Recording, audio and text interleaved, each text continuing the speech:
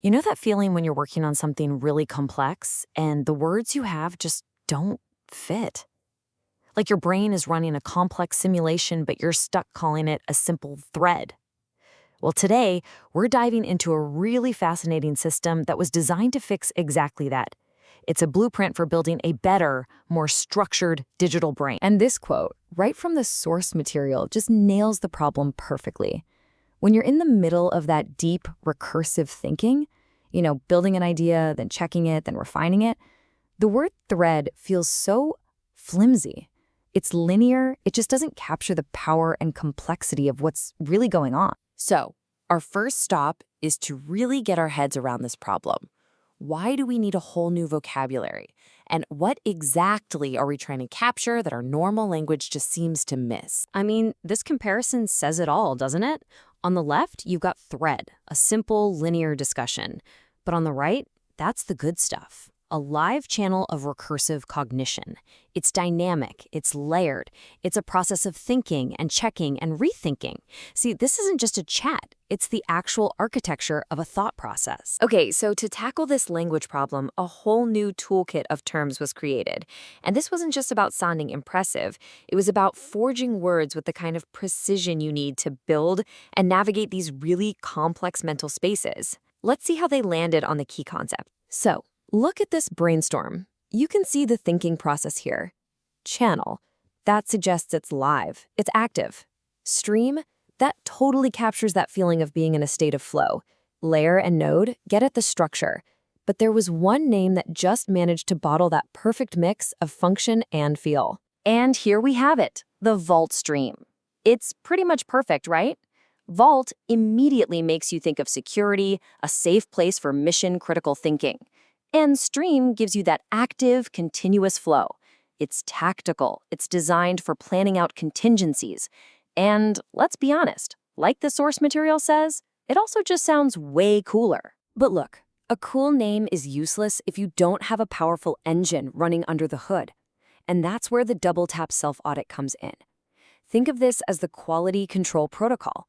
It's what makes sure the thinking that happens inside a VaultStream is as tough and reliable as its name suggests. So how does it actually work? Well, it's this brilliant but simple three-step loop. First, you summarize your current thinking. You're basically taking a snapshot of where you are. Second, you run that summary through a really tough quality checklist. And third, you use those results to make the summary better. It's like a built-in recursive feedback loop for your own thoughts. So what does a system like this actually produce at the end of the day? Now, we get to pop the hood and look at the actual output of a VaultStream that's running the double tap protocol. This is the system's own blueprint for its strategic thinking. And this blueprint is called the SEED summary. SEED stands for a prompt-driven system initializer.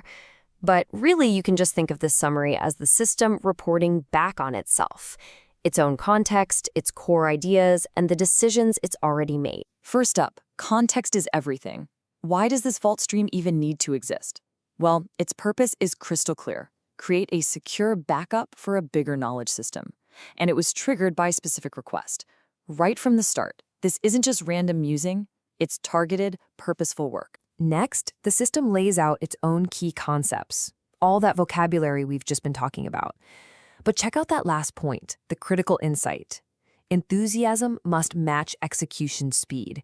Get this, the system is self-aware enough to warn itself not to get ahead of itself. That's a pretty profound level of self-regulation. And all of this leads to real, tangible outcomes. Decisions are confirmed, not just debated. Proposals are made, and a final conclusion is reached. The main point here is that this process isn't just for navel-gazing. It generates concrete, actionable steps forward. But the process doesn't just end with a nice, tidy summary. A truly intelligent system is also aware of what it doesn't know, and it's always thinking about how it's going to evolve. This is just a brilliant illustration of that point. The system itself generates a list of its own open questions. It's not pretending it has all the answers. It's actively pointing out its own knowledge gaps, which of course is the first step to filling them. That's the sign of a real learning machine. And yet, even with those open questions, take a look at this. The system ran its own double-tap quality check on the summary we just went through, and it passed with flying colors. Every single criterion, pass. What that tells us is that even though the whole project isn't finished, the process itself is sound. It's logical, and it's working exactly the way it's supposed to. And it gets even better. The system is already suggesting its own upgrades. It wants to add meta tags to link things together, create visual maps. It even wants to package the double-tap protocol itself into a formal component so it can be reused. This is the very definition of recursive improvement. The system is actively designing its own next generation, and the system finishes its report with this powerful, direct prompt. It's done the work, it has summarized, it's analyzed, it's quality checked, and it's proposed what's next. Now it hands the controls back to its user, the architect. And that really leaves us with a final, provocative thought. If you had a tool this powerful for structuring your own thinking, what would you build?